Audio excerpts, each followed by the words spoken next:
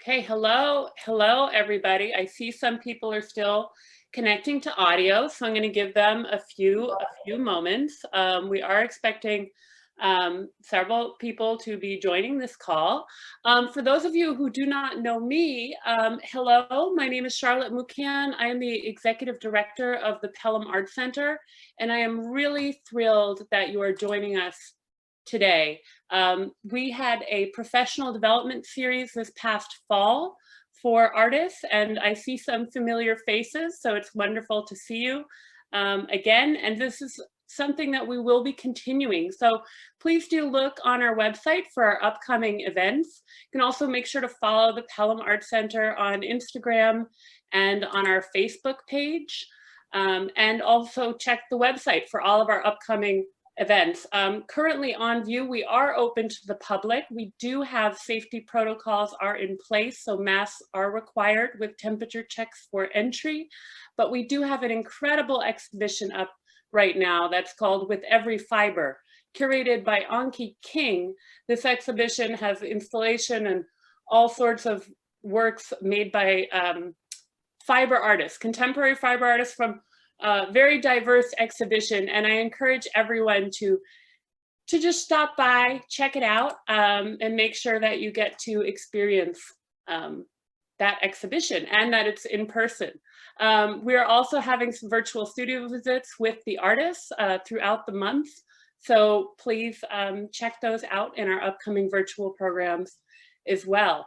And a few more housekeeping items. We do also have our spring classes will be released next week. We are offering in-person and virtual classes, and we do have scholarship opportunities as well. So please do not let that stop you from joining and creating art ever, which I know we're going to hear a lot more about. So I see I'm also stalling a few minutes. I'm expecting more people to join this call. Thank you all for being here. I see more people are connecting to audio. A couple housekeeping things. We're going to start with the presentation format of this discussion. And if you have any questions, please feel free to use the chat and I will make sure that they are addressed. Towards the end, we will open this up for more of a conversation with some question and answer. Again, thank you all for being here. And this is a real treat, a real pleasure. We are going to be speaking with Charles Fazzino of Fazzino Studio and Museum Editions, internationally renowned three-dimensional pop artist, has done incredible projects all over the world, a current board member of the Pelham Arts Center and of the New Rochelle Council for the Arts. Charles has been creating and involved with Pelham Arts Center since the very beginning. We're so thrilled that he is local to us with his international presence. We're truly honored, and we're going to be hearing all about his adventure, his journey as an artist, what's inspired him, and for the artists on this call, how did you do it? So how did you build it? How did you build what you became today? So again, thank you so much for being here, and now I'm going to hand it over to Charles and his team at Fazzino Studio. Thank you. Well, first I want to say hello to everybody and thank you for tuning in. This is my studio here in New Rochelle, and been very, close, proximity to Pelham and to the Pelham Arts Center. I've been involved with it for many years. I think my first show at the Pelham Arts Center was back when I was 16 years old. So we go back a really long way. Here in my studio, I have a couple of people with me. My art director, which you can't see, is behind the camera, and Julie Maynor is head of development and runs my business here at Museum Editions, and Fran Kessler is the director of my studio here. So I thought it was important, rather than just hear from me, that you hear from all of us, because we're talking about running a business and how art, how an art business runs. So it's not just about, my artwork. So I thought that would be a good place and a good way to start. First, I'll let Julie take over. Go ahead. Well, we're glad to be here. We're glad to share what limited knowledge we have with the rest of you. We've all been together as a team doing this a long time, over 25 years. Charles has been doing this professionally for more than 30 years, 35 years, something like that. Yeah. So what we thought, we kind of know what we can talk about and what we have to say, but we don't really know what you guys want to hear. So please, we encourage you, as Charlotte mentioned before, you asking us questions of what you want to hear from us will make this a lot more interesting for you, because then you'll get the information that you're looking for. In the meantime, what we thought we would do is sort of create an informal, sort of in the artist studio kind of feel to this, where we're just going to sort of start a conversation about where Charles has been and where he started and where he is now and how he got here. How he got to, being, and I'm talking about you like you're not here, but you are here, a graduate of the School of Visual Arts to, an artist whose work is shown in more than 35 different countries around the world, and in art galleries and museums, and working with the National Football League and all the high profile projects that we do. It seems like getting from A to Z is a very, very long path. And it is. It's arduous, it's a lot of work. But let's talk first about, basically what are probably the hardest steps, which is A, B, and C. What were you doing that allowed you, how did you make the leap from School of Visual Artists student to represented in art galleries and who you are today? And I'm going to be saying this a lot through the whole conversation. A lot of this has to do with ambition and the want and need to do it. My parents were both artists. My mom was a artist and worked with my father. My father owned a shoe factory and shoe ornamentation business here in New Rochelle, and he would they created private shoe lines for like Saks Fifth Avenue and all these companies back then. And he was always drawing at home and drawing shoe designs and the bows that went on shoes. So and my sister and my brother and I were always watching them draw. And my mother was always creating, making clothing, doing sculpture, all sorts of things like that. And I think that at a young age, I was very influenced by that. So there was a strong, a feeling that I wanted to become an artist because it was always around me. My mother and father, on the weekends, we go down to the city and we go to museums. So that was part of, what it was like growing up together with these two people who were very creative. I knew I wanted to do something creative, and I went to Pelham High School. I was a terrible, terrible student, really bad grades. And I said, that would be the thing that I would really want to do, is because I knew that I had some creativity, and I knew that I would probably excel at that the best. So that's what I started doing, following the path of my parents had started doing the outdoor art shows my mother was doing in the weekends down in the village. It was a juried art show that was held around Washington Square Park. And that's really how it all started for me. And then, so, again, there's a long way to go between the art shows and where you are now. So, the first step is really the hardest in the sense that, how do you make that first step? So if your goal is to be able to create a business out of your artwork, that first step is always the hardest. I mean, you're sort of starting from a pool of, thousands, if not millions of talented people out there, and you want to get to the next level. So tell us first, just sort of the story about, how you started out going to the juried art shows, and then, how you were discovered by art galleries and art. Take us through that first sort of phase, and then we'll get back to more of a discussion about, why and how. I mean, some of this is luck, some of it's wisdom, some of it's persistence. And we want to touch on all of that, but first, just tell them the story about, you know, how, you know, all the way up through like your art expo experience. Well, my father used to say to me, well, you want to be an artist. So he said to me something very important, and that was, if you're going to be an artist, do something that you're going to stand out, something that is going to make you unique from all these other artists. And so that always stuck in the back of my mind. I went to School of Visual Arts in New York.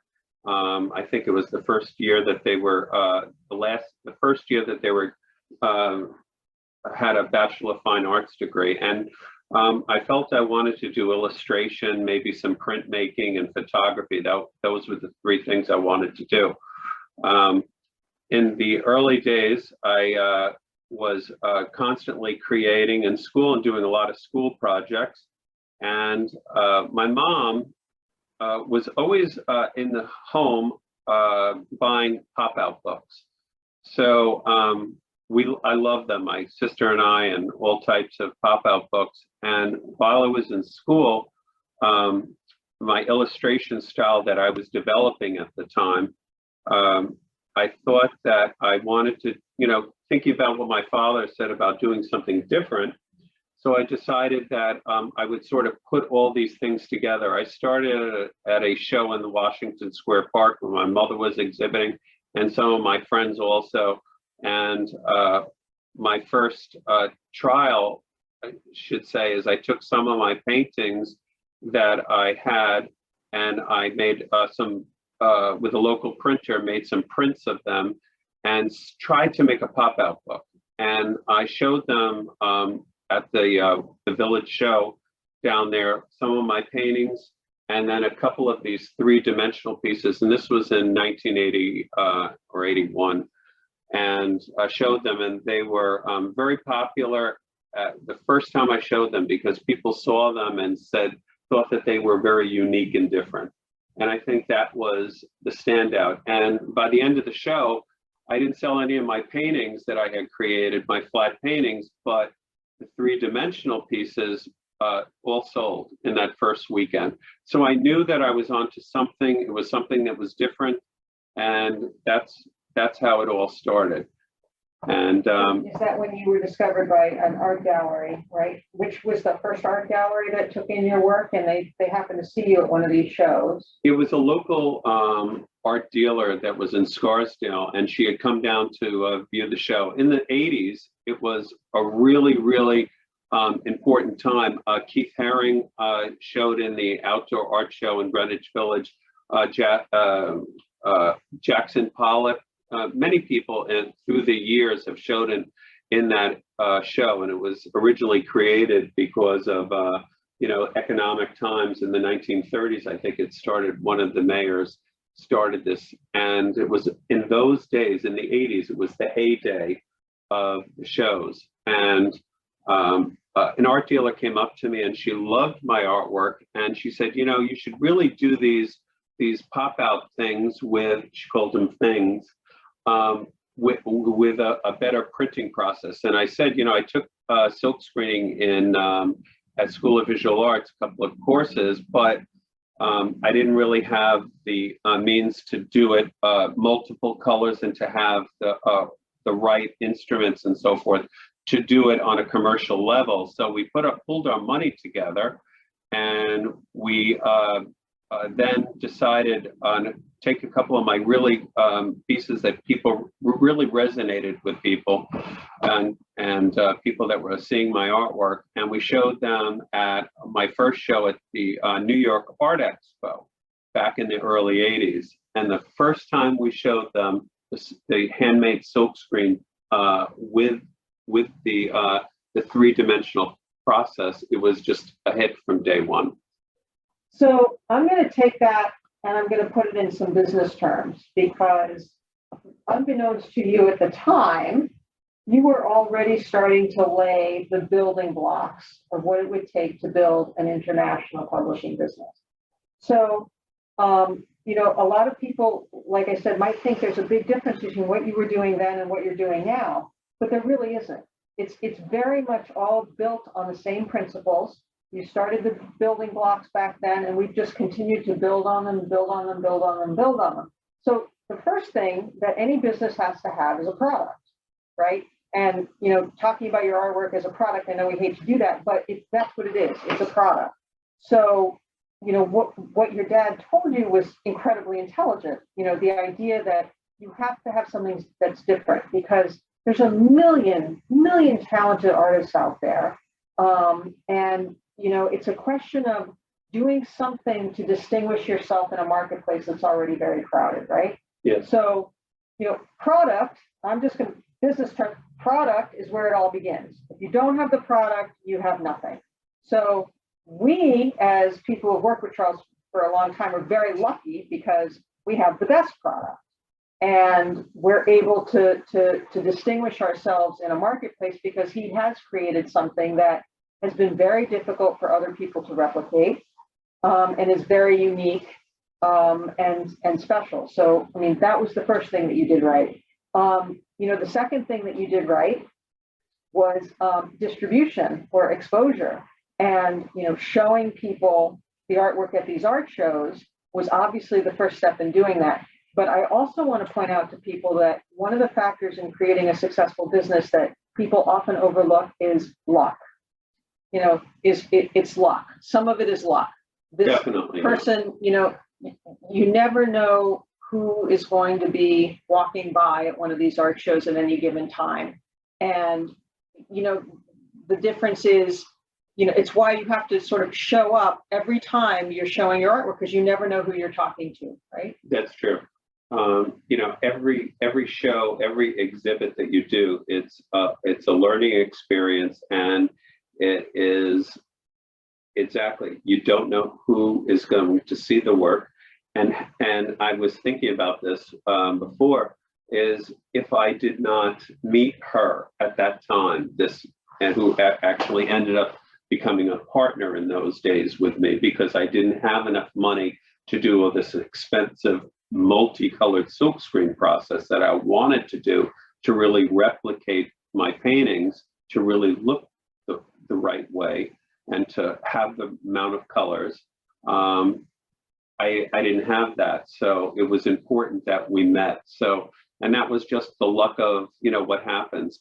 And, you know, today, just to give you also some background, my daughter is also an artist. And, you know, I always say to her, I said, you know, it's really important. More than anything, it's that drive to constantly work. And I think as an artist, especially in an art field, you have to have that. If that point, that element is missing, a lot of it is so much comes from within to be able to make it, and in all the arts. And it really takes that, and that's also very important. I mean, you told me about, there were nights where you slept in that van. Yes, there was many. I used it after the, let's fast forward a little bit. So I started doing the outdoor art shows, and there was juried shows around the country. So in the winter time, I started to do sign up for these shows run by the museums in places like Fort Lauderdale and Miami, where it was warm. And those were also, you know, a place where you meet new people, new possible collectors. And I started traveling, and some nights sleeping in my van to do shows down there. But I always looked at it as running a business. Every time I made a sale of something, I had a book, and I'd write down names, and we didn't have email addresses in those days, but their name and address. And every time I revisited that area, I sent out a card, and I was really diligent about doing that, sending out a card or a postcard to let them know that, you know, a year has passed and I haven't seen you. And I take one card and I'd make a copy of it and make a print of it, so they would remember me. So I was really good at and diligent about doing that. And that's also very important. That lays the groundwork.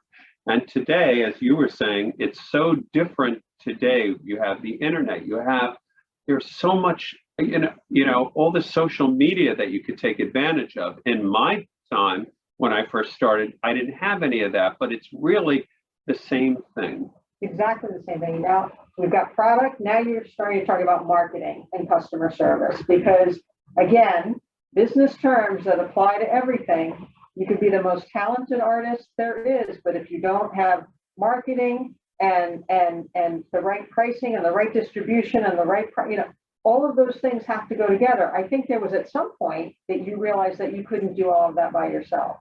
Yeah, it got to a point where because, and I don't know if everybody out there is familiar with my work, but they're like pop-out books, as I was explaining, and they're layered. There's a lot of detail work involved in cutting with an X-Acto knife. And, that's after the printing process. To build it up, I call it layering like a lasagna. Each piece is cut out by hand and then by hand layered with a special type of adhesive like a silicone, and then cutting out the pieces and then layering them. And I not only work on canvas, but for instance, I'll pull it close to the camera. So as you can see, these are hand painted, and we make these for the Super Bowl. And so everything is either hand painted or hand embellished in some fashion. So not only did you start building a staff of artists that would help you with the work, but you also started building a business staff. Yes. And, what was it that made you realize that you needed that kind of expertise around you? Besides my wife cutting for me, and I started hiring cousins and friends to do the cutting, because that was taking so much time. Is here you print out this silk screen print, you have all these prints, and you want to make it look like a pop-out book. Well, okay, so I do that. I'm marketing, I'm selling the work.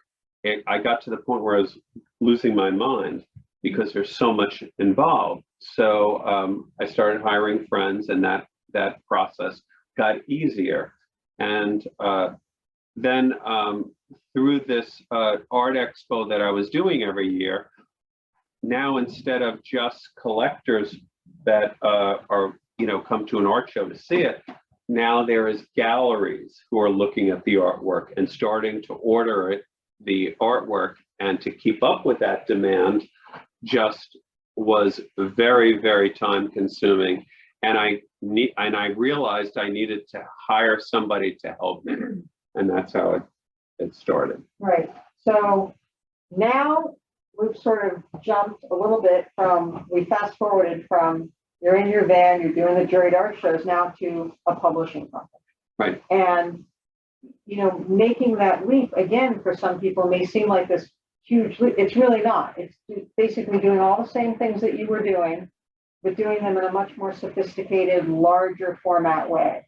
That people need to understand that, everything, again, that goes into building a successful business, from marketing, sales, to customer service, to pricing, to distribution. These were all things that you had a natural instinct for. As the business grows, though, you need to be able to take care of those things with the right kind of expertise. And so that's when you started hiring Fran and Jamie and me and all sorts of people to sort of take that part on for you. Yes, first I started with getting an art director, somebody who can help me with the artwork, but also, answer phones. It was that, it started there. Now I had a group of, 5 or 10 freelance artists that were working part-time and doing cutting and gluing for me. And I would do the samples at night and then give them something to work on. And then they would, cut and glue them similar to what I was doing. And that's sort of how that whole thing started. I knew I wanted to get to the next step. I knew I wanted to stay sane. So by hiring people to help me do this, and knowing that, as I had mentioned, I'm not great in math, I'm not, all those things from school I was not good at. So I had to find people to help me do that. And another person who was creative may have been great at math and great at bookkeeping and great at doing all those things and can do that by themselves, if they, so, to do that. But I knew I couldn't do that. Right. So even though I tried to keep the best records, of who's buying things, it was all by hand in those days. And that's how that whole part started. Right. And again, repeat myself, all the principles remain the same. So, now you're dealing with a very talented artist who needs a business foundation in order to elevate the product to the next level. There's lots of different aspects now to this business that we've built from a marketing, public relations, special project, gallery standpoint. But obviously the most important has been the relationship that you have with the art galleries around the world that carry your work. So I'm going to ask Fran over here to, sort of explain a little bit about how we've built that foundation of art galleries around the world that are carrying Charles's artwork and having him come do shows and what that entails and how you do that. Before we go there, though, I think it's important that we talk, because Fran then can take it from there. Art Expo, which is really the art fair, the first art fair in New York that all these other art fairs have grown from. And if I could pick one particular thing that helped to elevate my artwork to an international market, it is Art Expo. And that's when I had first hired you and Fran, and we had started with Art Expo. Hi, I'm Fran Kessler. I've been working with Charles now for about 23 years. So I think one of the first things I actually did, as Charles mentioned, I was here about a month and I went right into Art Expo. So that was a big learning curve. So what I learned from Art Expo is basically you always have to put your best face forward. You never know who's watching. You cannot treat anybody one different from another because you never know what's going to develop out of these relationships that you made. Like Julie said earlier, the product was there. Now we have to go forward and develop relationships with these galleries. They love the art. We kind of sucked them in, but now we just have to keep developing the relationships. So one of the things I learned early on in sales was my old boss had told me, she goes, don't make a sale, make a friend. So I always had that in the back of my mind. And as we met all of these people at Art Expo, as we developed these relationships, I'm not just going and picking up the phone and just, okay, you want one of these, one of those, one of those.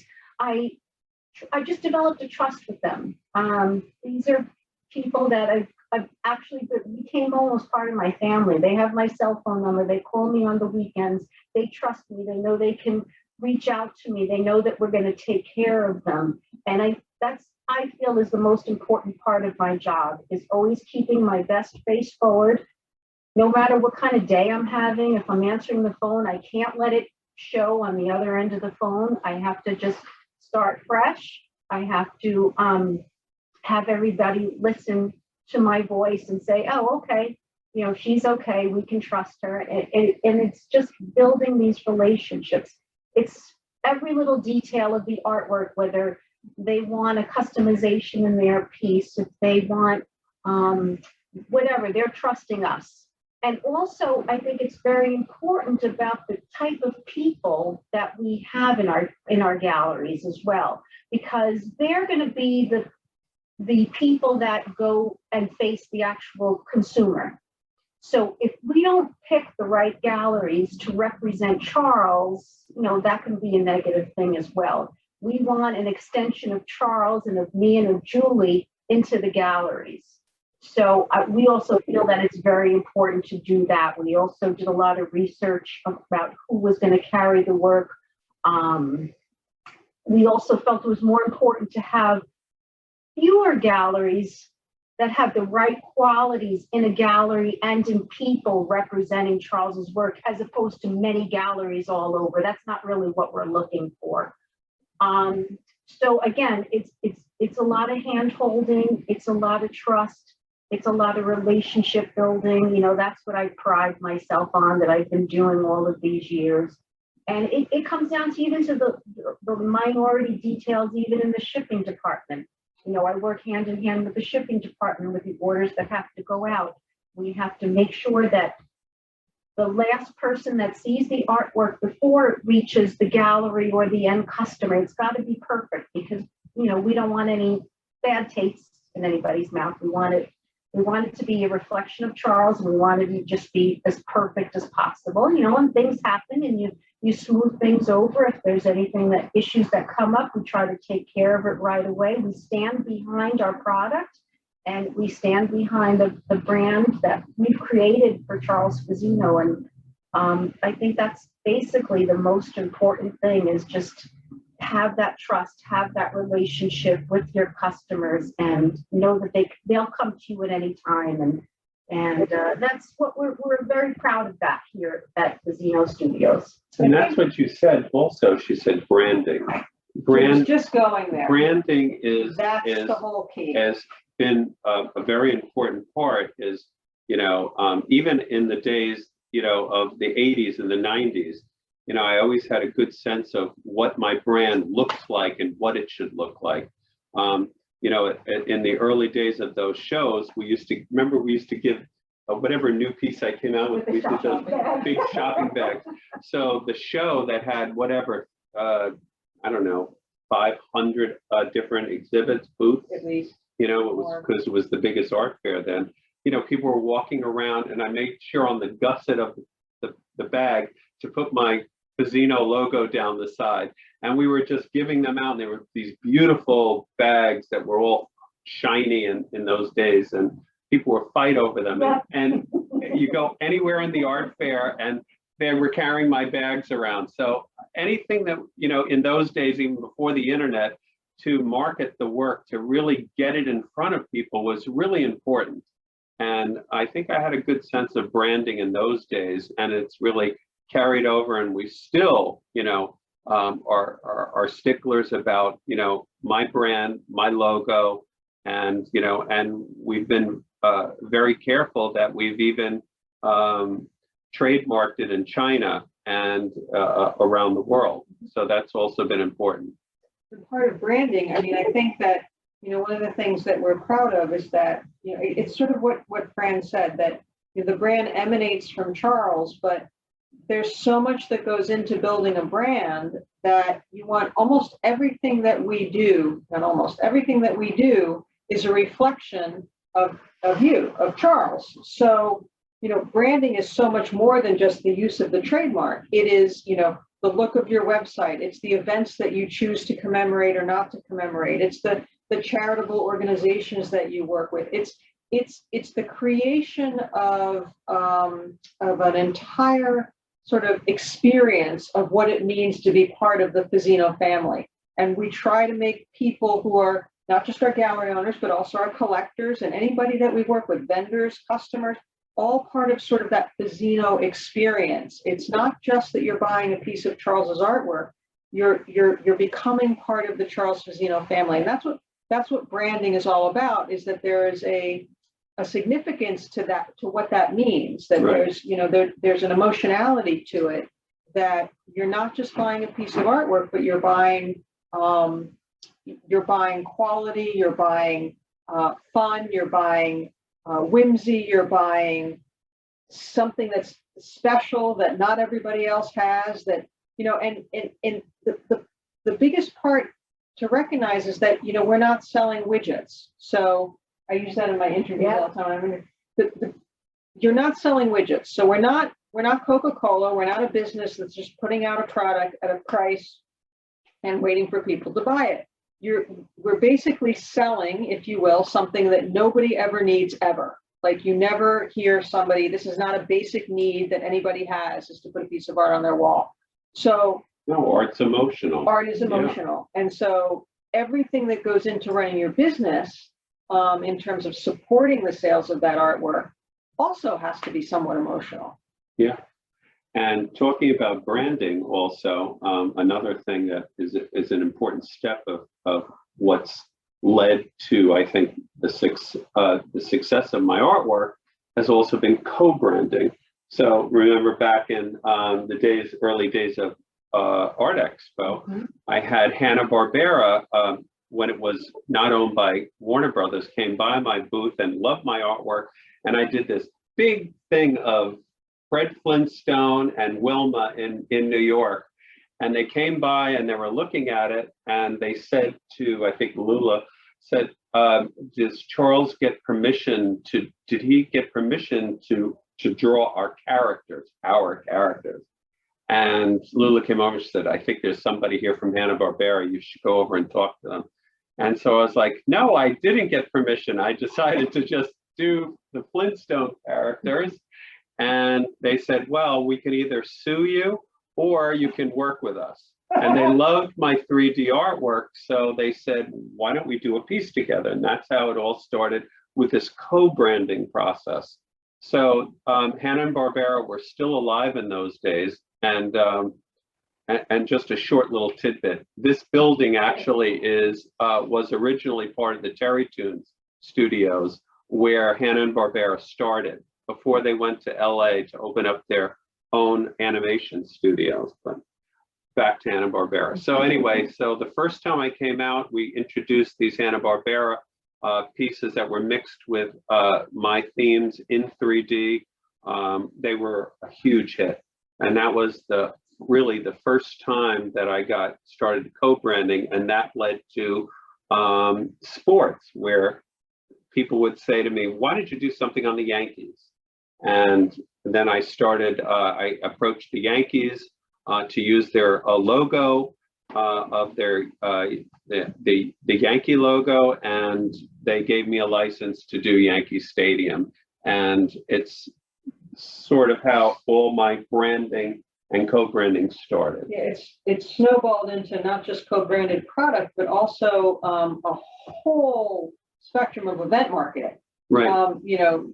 We've been able to get involved with everything from the Super Bowl to the All-Star Game to the Belmont Stakes, to then beyond sports. We've delved into, the Grammy Awards and the Daytime Emmy Awards. And so, all of those things were done with a co-branded goal in mind, where not only was Charles's artwork now associated with and part of the Grammy Awards and the Super Bowl, but it also gave us an avenue to go to these places. They often have events that, around the Super Bowl. There's the NFL Experience, and we go to the Super Bowl city every year, and we set up a whole exhibit of Charles's football artwork. And it's opened a whole new market to us, because you have all these people that have come into the last 20 or so Super Bowls, 20, 21, and, would never walk into an art gallery, but are at the NFL Experience and look at the artwork and say, oh my God, what is that? And they love it. And then they become collectors and they buy other pieces after that. So, it's the exposure of these different special events and the association of Charles with these events has also been an incredible boost. And, many artists that I talk to, friends of mine, they just do French street scenes. They just do scenes, water scenes. A lot of artists get stuck in a certain look and theme. And, starting in co-branding with other things, I learned to allow these other looks to sort of permeate my artwork and to sort of mix into it, and they work harmoniously. And today I do hundreds of themes. I'm not stuck at just doing one thing. And I think that's also important for young artists to know that, to experiment, to try different things. It's not just about what you like to do in your comfort zone, but to try different things. And that's, by doing that, has allowed me to be more creative and to try different things. I think the other thing that is obviously a lot of things that made you incredibly successful, but one of the things that you do is you travel around the world and you make 40 plus personal appearances a year, And this was something that you started doing very early, were these sort of personals doodles that you do for people at shows. And, you know, this method of creating a relationship with each one of your collectors who comes, he still does this after 20, 30 years. If you go to a Fazzino show and you buy a piece of artwork, Charles will actually sit there and do an improvisational drawing for you. And that relationship building, back to what Fran was saying, there's the relationship building between our company and the galleries, but the relationship building that Charles has done between himself and his individual collectors is absolutely priceless. You can't put a price on that. And I know that there are a lot of artists and a lot of people out there who are not necessarily people, you know, and you don't want to necessarily interact with people all the time. But Charles found a comfort zone. I mean, we're not party people. We don't go out to big, you know, galas and bars and all that kind of stuff. But, you know, being at these shows, you found this was your way that it was comfortable for you to communicate with your collectors. And it's become something very special. And that's how I've been able to connect with people. For instance, you know, like you have other artists, you know, that do similar, you know, bright colored work, my contemporaries. Many of them are those type of people that can go out to parties and meet this people, you know, get invited to this or that. So they get their work in front of a lot of the young artists today are doing things like that. I just have never been able to be that open to be able and you know, maybe it's my work is so time consuming. I don't have the time to do that. But a way that I was able to connect is just what Julie was saying was many years ago, I was in Japan and they gave me these great markers that I still use today, the Posca markers, and they had them there. And nobody in Japan at some of these shows, most of the collectors, the artwork speaks to them, but they don't speak English and I don't speak Japanese. So, you know, this woman developed a big company in Japan called Fazzino JP, and it's been very, very popular. But the way that I've been able to connect with people who don't speak is using a language of writing and of drawing. So, you know, if they buy a piece of artwork or they buy one of the books, even though they may not understand the book because they're all in English, I turn over the painting that they purchased, and I ask the translator to tell, you know, what they want me, and whatever they ask me that they want to draw, I just sit and draw it, and I use these great markers, and that's what I do with these shows. And many of the times, you know, they'll say, you know, draw Tokyo, and I'll draw the town as best as I know it, and it's been a way for me to connect with people that don't speak the language, and that's, I think, the main focus. You know, why my work translates so well internationally is many people do not speak the language. In many countries, you know, like Slovakia or areas of Germany or wherever, smaller towns where people don't speak. But that connection of being able to draw is, you know, has been, you know, an integral part of connecting with people. So we've done a lot of talking, Charlotte. We should probably let you chime in here and tell us if we're going in the right direction or if there are questions out there that people want answered or. Yeah, I'm sure they are. Thank you so much. This has been such an interesting conversation, and I always love to kind of review some of the things that I heard. And number one, I heard that drive happening, and I just love that, the drive to work. And everything that talks about in that spirit, and you know, building that network. For me, hearing that you were building your personal mailing list, like from a handwritten, mailing the postcards to the unique areas that you were visiting, that is so interesting to me, to go from the handwritten, and then of course now you have all digital files, I'm sure. But that's so beautiful. And to think about you traveling around in a van, and to go from that to now traveling around the world in all of these countries, and NFL, like these are major art projects. And I love that new audience of the art collector from the behind the scenes NFL experience that you have going on. Can you speak a little bit about some of the public art projects that you've done, and like what was the first big one, and how did that partnership happen? Probably the one that is, it's not my first public project, but I was actually at the Daytime Emmy Awards, I think it was, and there was a lady sitting at my table, and we were introduced. She was talking with my wife, and again, we're talking about luck. And you know, sometimes an installation or project doesn't happen just by sending in, you know, a video of, you know, of what you do or some pictures. It comes with a personal contact. So she happened to be sponsoring the event, and it was American Airlines, and she was the head lady who was handling public relations and sponsorships.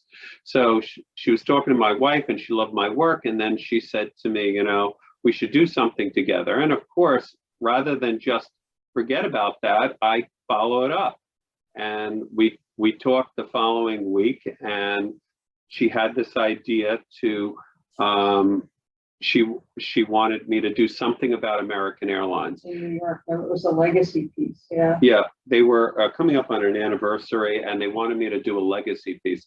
They wanted something to show to people, some artwork that showed where people flew from New York, where all the different places that American Airlines flew to.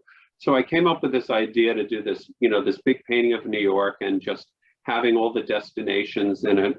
And that led to a whole installation at Terminal 8 in New York. A lot of it was, you know, just at first it didn't start out that way. It was just going to be 1 or 2 pieces. It turned out to be 12 pieces at the American Airlines.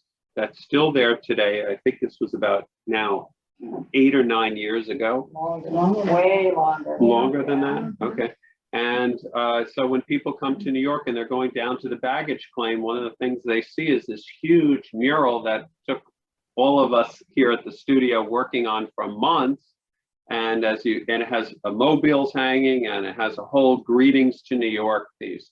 And that one project of landing this project at American Airlines has splintered off into everywhere I go, whether it's Korea or says, I saw your work at American Airlines, or some people don't even remember it's New York. Sometimes in LAX, and I'm like, no, it's in New York, one at LaGuardia and one at Kennedy. But they're like, okay. And so that has led to all these other things. And that probably is the biggest thing. But like I said, that has started this thing where it's splintered off into other things. You know, we just, our latest installation we did in Busan, Korea, and it was for an opening of a American shopping center. And they wanted something very American and something very Korean. So I decided to do these drawings for these huge sculptures that are about, I don't know, 16, 18 feet high. And they fabricated them in Korea, and I worked with the fabricator. And now they're the front of this huge shopping center in Busan.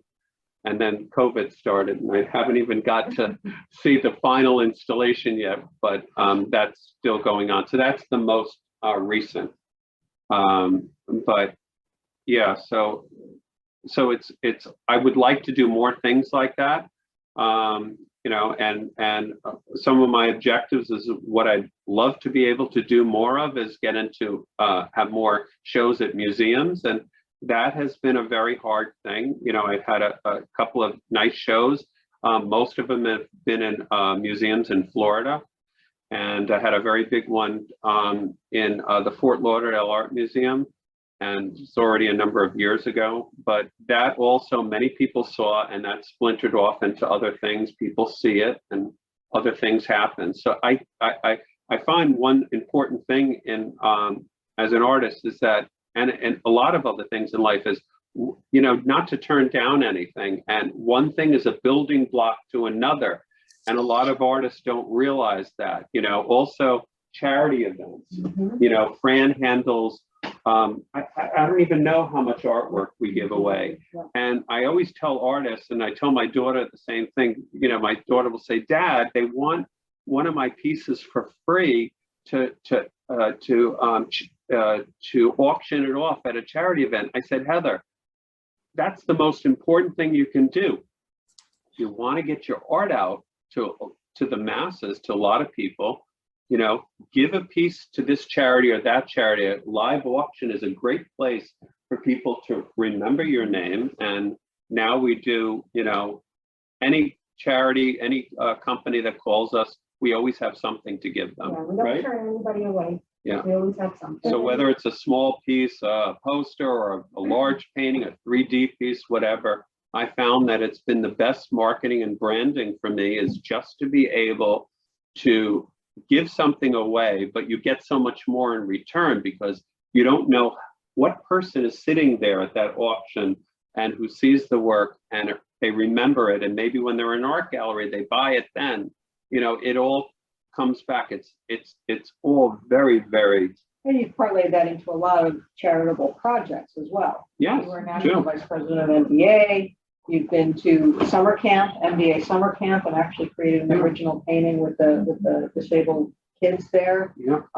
You know, that's part of the brand. That's part of the Fazzino brand is the giving back part. We've probably raised several $1 million for charitable organizations since I've been here. Yeah. Doing pieces of artwork that sold. I mean, the first big project we did was with the USA Tennis Foundation, remember? And the Olympics. And the Olympics. The workshops around. The workshops we did. We have the Fazzino Arts Education Initiative, where we try to encourage arts education around the world. And you've done workshops with kids and pieces of artwork that we've auctioned off and sold entire editions of artwork to benefit charity. I mean, what we're doing right now with the This Soon Shall Pass piece. Yeah, that's been, I think, a really great thing that we were able to. We met our goal. We wanted to raise $50,000 to donate to anybody who's been, especially art organizations and so forth,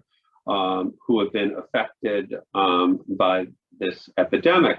So I had this great idea because we did it for 9/11 and we donated money from that, but I wanted to do it bigger. So this year I created this little tiny 3-dimensional piece called This Soon Shall Pass.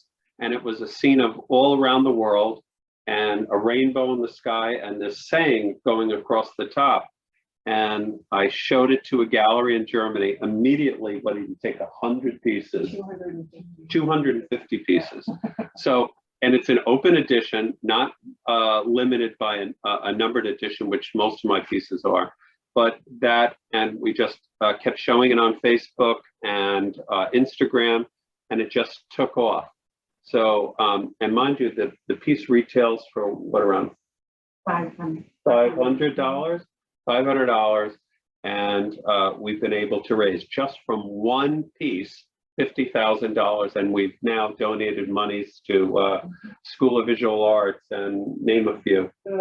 Feeding Westchester and the Unity Shop out in California. Arts Westchester. And Arts Westchester. Right. Feeding Westchester and Arts Westchester. Right. And I don't know. A lot of food pantries. A lot of turkeys for St. Mary's. We bought turkeys. We bought I also own an art gallery in Santa Barbara, California. So we bought a freezer for the Unity Shop and a stove we bought for the New Rochelle Community Center for that food bank. So it was amazing what one piece did and how also it was in the newspaper and many people picked it up and how much advertising we got from this piece. And it ended up helping so many people. So that's also an important thing to do. And I always tell my daughter, you know, that these things are all part of it, and also helping other people helps your brand. Yeah. And it feels good to give back. That is so beautiful. Thank you so much for saying that. It is so important to give back, and I know every nonprofit that is struggling right now is extremely grateful for that. It's a beautiful, beautiful sentiment. The ability to follow up, I just want to reiterate that how much you spoke about that, like one project leading to another and following up, and that excellent customer service and how important that is. And I think a lot of artists struggle with that of like, oh, I talked to that person that time and I never followed up. But I hear that all the time from artists. So that's fantastic to hear. And the drawing that you give everyone a hand done drawing when they buy a piece, I think that's such a beautiful, I just think that's so beautiful. And I didn't know that previously. So that's fantastic. I do want to open this up from questions from the group. So if people want to kind of, if you have your camera on, you can wave or you can go ahead and unmute yourself. Yes, Fran. Hi, everyone. Hi, Charles. Excellent time spent with you here. The takeaway for me, is not necessarily the branding or not necessarily the scaling and all that, but that you are natural at loving people. And I think a lot of that came from your parents, and it's so much a part of you that every time you do a piece of art and you go to sell it or come up with a way to showcase or whatever, it's as if you're connecting back your heart with your parents, with your daughter, with the other people that are around you. And if it wasn't art that you were great at, you would probably be in another business doing very well because of your love of people. Well, and that's what, very much. you know, and it's really, and I think that's what people have focused on and see in you, you know, and in addition to your wonderful art. But that is maybe the most, for me, that ends up being the most important part that I'm taking away from today. Thank you. Thank you very much. Thank you, Fran. That's so beautiful. And I absolutely agree. And I always light up when I see the Charles Fazzino. Any heart-shaped work, me personally, I love when I see you share. For example, the one you donated recently to the Pelham Arts Center, that was a beautiful love letter to New York. And of course, I love New York and I love love and I love people sharing positivity. So that was what I thought was very, very special. I have a business question, which has, how many people are on your team now? And I realize did COVID affect that at all? And how are you on your full-time staff and your part-time staff and those productions? Well, I have about, I guess it's about between 12 full-time people and about 3 part-timers that work here at the studio. Right before, we were so busy right before COVID, right up until March of 2020. We were working on a couple of big projects, and we had as many as, I should ask my art director, 60, 65 freelance artists working for us at that time. So, and as I said, many, they don't work here at the studio. They pick up their assignments and they work at home. We give them a sample and we give them the supplies and they cut and glue them and so forth. How are we affected from COVID? Well, the first few months were rough, right? Mm-hmm. It was a real challenge. Things came to a sort of stop. But yeah, we went to 0 freelancers and we just used our in-house artists to do the cutting and the gluing. By May and June, things started changing. And because I think, the businesses, for instance, the cruise ship stopped, all of the business in New York and the United States, many of my customers were all being affected, but in events, right. But in Japan, things were still fine. So we were selling great in Japan. So when one country started getting bad, another country like Germany opened up again, and Italy was getting better, and this place started getting worse. So it was this, I think, because I have an international business of so many countries that are regularly selling the artwork, you know, when Austria was down, another country was open. So we were okay, we made it through. Yeah. And we're starting now to hire back as the projects come up, and we're doing, we have the next big project coming up is All-Star Game is going to be in Atlanta this year. So we're going to start hiring more and more people back. And we're always looking for new great artists who are great at using an X-Acto knife. Definitely not me. I know I struggled with that. I'm not good with an X-Acto knife, and I am aware of that in my self-knowledge. So But many of the artists that work for me are artists in their own right. They do their own art, and they also are, help me, with cutting and gluing, and if they're good with their hands, and it's many of them are accomplished artists in themselves. Fantastic. Yeah.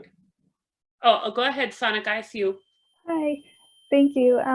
First, thanks so much for this talk and discussion. It was really, really enlightening to see your progression as an artist, and who's made it so big, especially. That's amazing. So I actually was wondering if you have any advice for someone who's like kind of still emerging as an artist and trying to, is on a small budget, so isn't able to really hire other artists, for instance, to help out with, to be on their team and help out with all the work. Would you have any advice as to how to go about like getting myself out there and building on my brand that way? Well, as I was saying before, nothing's really so much has changed in marketing and selling your artwork from when I started in the early 80s. But this, as Julie was saying, some things are so much alike. It's the same thing. Right now you have, where we didn't have it when we started, Facebook and so much social media that you could get involved with, that doesn't take a lot of money, but just takes, that drive to start showing it, getting it out there. As all of these organizations, especially right now, nobody has had any events and charity events because of COVID. It's going to explode in the next few months. It's important that you contact some of these charities that you feel strongly about, and maybe give them, offer your artwork, your prints to these auctions, to get your work out there shown, and do a plaque of, that sits next to your donation at these events. But all of this is going to start exploding. There's going to be so many events and so many opportunities, and that's what you have to start thinking about. So it's, like I said, I don't know if your art that you're doing is time consuming as mine, because mine is, besides the painting and the gluing, there's cutting and all this other steps. I don't know your artwork and how much personal time it takes for the creative part. But like I said, if oil paintings, which are usually not definitely not as time consuming as yours. So but yeah, then you have the extra time to do, this research and so forth. And like I said, you guys, you younger people have an opportunity now, with so much social media out there, to really take advantage of every platform.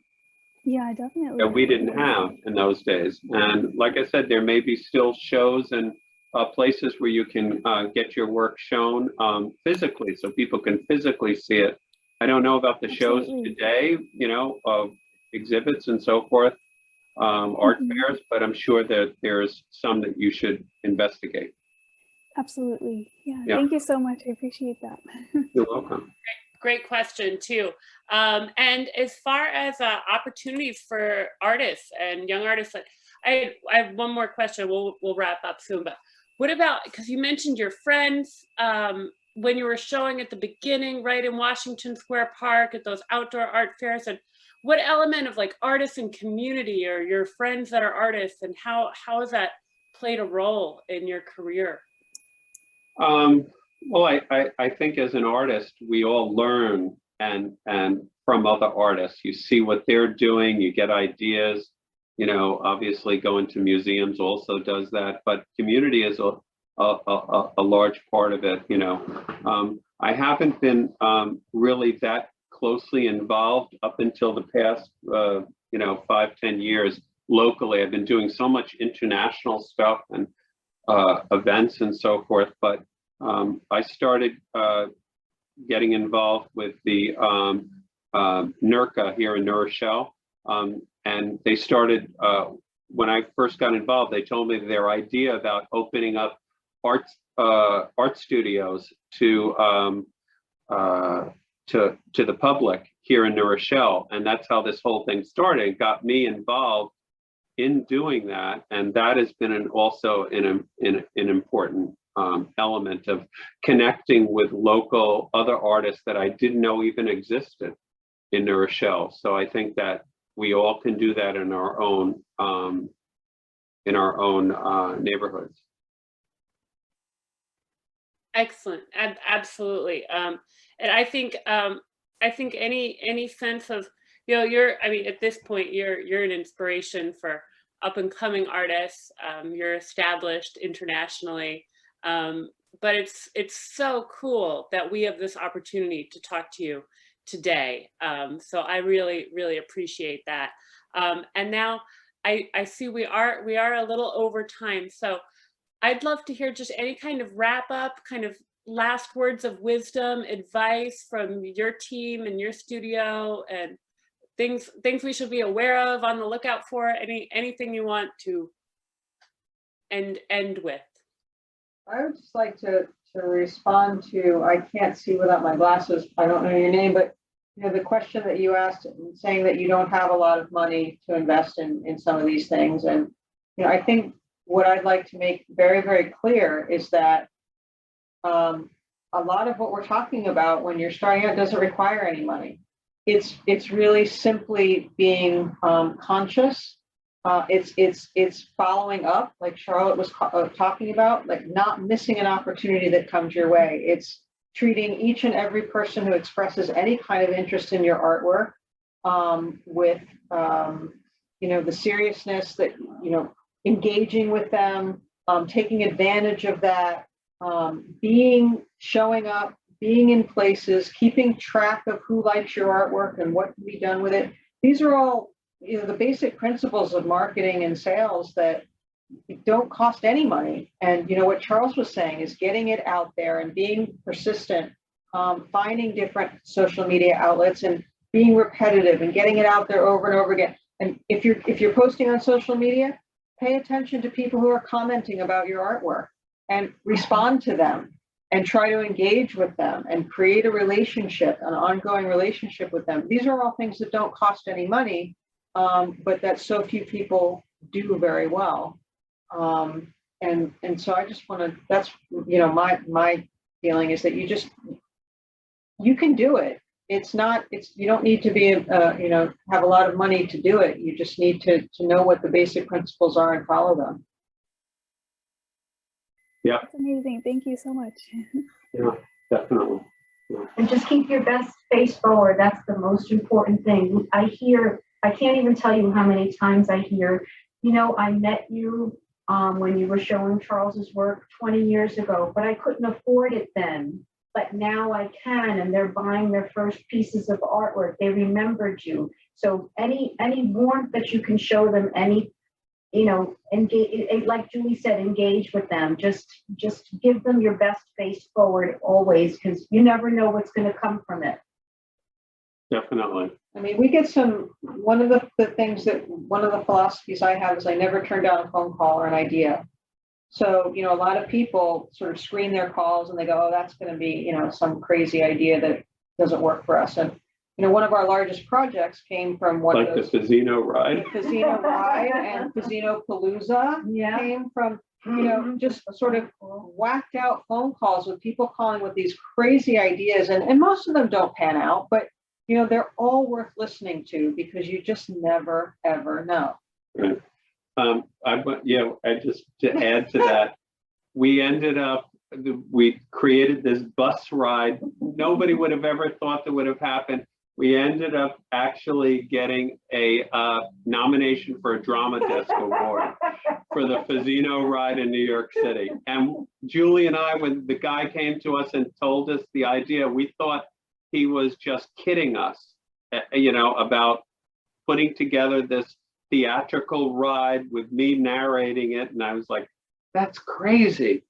Yeah, And it was one of our biggest you have to be projects. open to ideas and open to, Yeah. you know, you may think this sounds like initially the worst idea in the world, or oh, that can't happen. Keep an open mind. Right. And that's how we'd like to close. Keep an open mind. So beautiful. So beautiful. Well, thank you so much for taking time out of your day to speak with us. Thank you everyone who's here joining us today. And I mean, I really felt like respect for yourself, respect for the art, respect for the customers, and really love, as Fran mentioned, like loving what you do and believing in that and finding that drive. It's such a beautiful story. And thank you so much, Charles and Fran and Julie, for speaking with us. I really appreciate it. I think everyone here appreciates it. And please keep in touch with Pelham Arts Center and everything we're going to be doing. And we will be having our own benefit auction in April. So I'll have more information about that coming soon. Just putting that out there. But thank you so much, everyone. And if you don't follow Fazzino Studio on social media, you know, make sure you check that out, certainly. Thank you so much, everyone. Take care, guys. Thank you. Good night. Bye. Thank you. You can close.